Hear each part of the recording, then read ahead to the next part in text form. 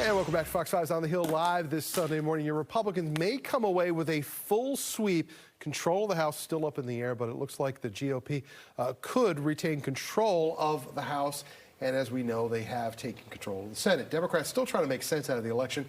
Republicans are relishing their win. I want to bring our political panel this morning. Tim Parrish is a Republican strategist, and David Goodfriend is a Democratic advisor and president of Istreet Advocates. Good to see you both. Thank you. So I'll just ask you the simple question I asked Brian Kelly at the top of the show. What happened?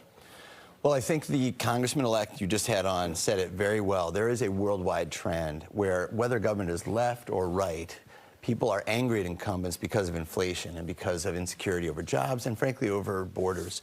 And I think that we saw that manifest in the United States nationally. But, of course, locally here in the DMV, Democrats did extremely well. So I don't think we can sort of make a sweeping conclusion that you throw the baby out with the bathwater. I think we have a national issue, and then we have our local politics. All right, so Tim, I'm going to hand you some figurative boxing gloves Sure. now.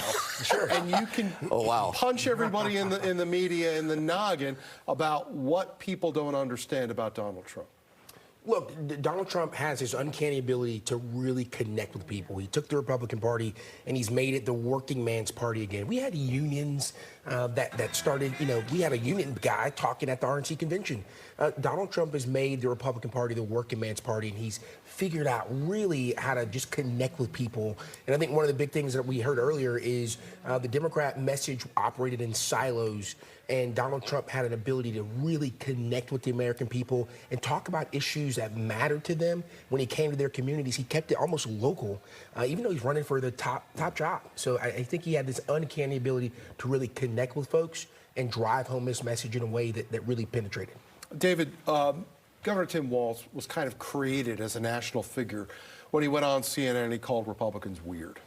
Julie Roginski is a very well-known Democratic strategist and analyst, said this past week that she feels that the Democratic Party has forgotten how to talk to the United States of American voters, that they are so caught up in their individual consistencies within the party that they have lost the big picture of how it is to actually converse with people.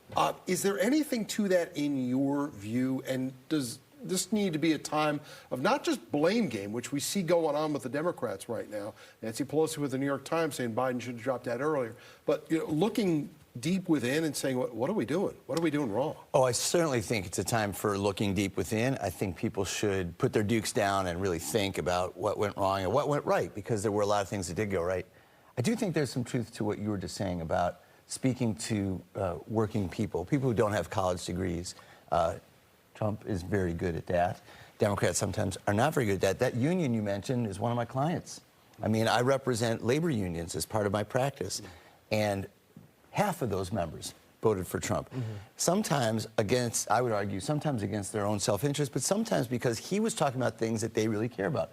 Immigration, job security, the economy. And I do think that we Democrats have always suffered from a messaging problem. We do a lot of things for people who earn wages, people who pay taxes.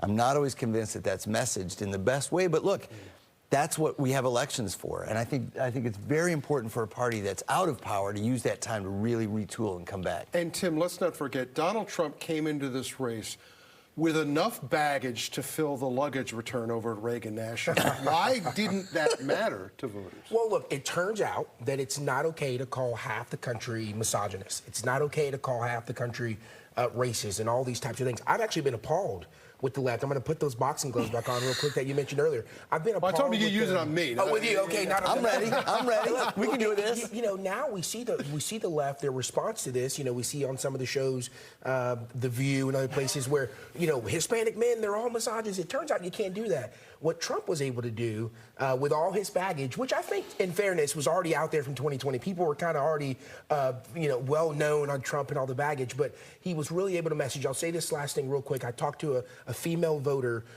who has daughters, and she looked at me and she says, Tim, I have a gay son at home.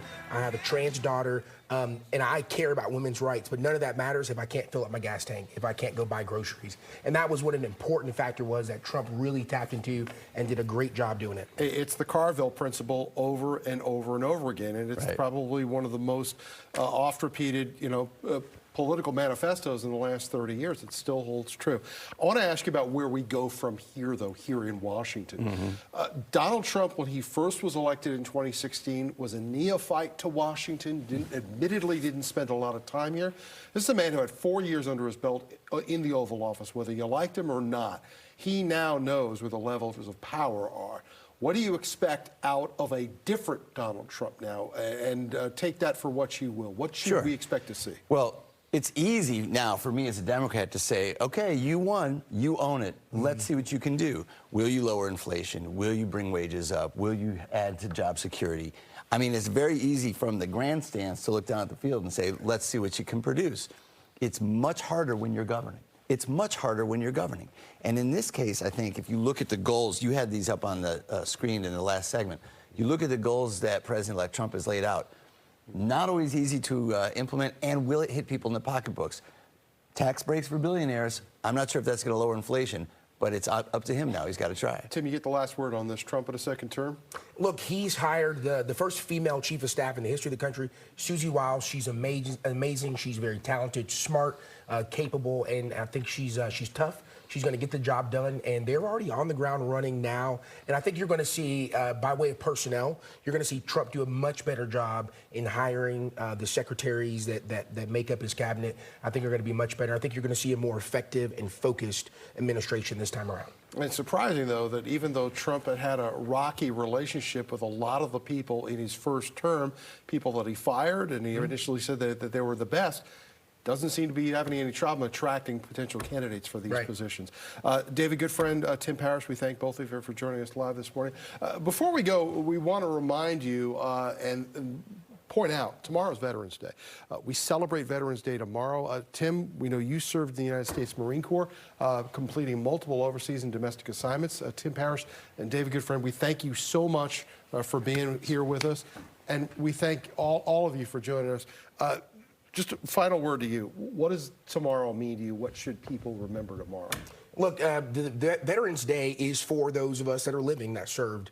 Memorial Day is much different, but Veterans Day, thank a veteran for their service. I will say real quick, a quick plug. Today is the Marine Corps birthday, and you got to get through the Marines first to get to Veterans Day. So happy 249th birthday to all the devil dogs that serve the United States Marine Corps. My good friend Jonathan Bomer would not forgive me if we did not mention the Marine Corps. We thank you so much.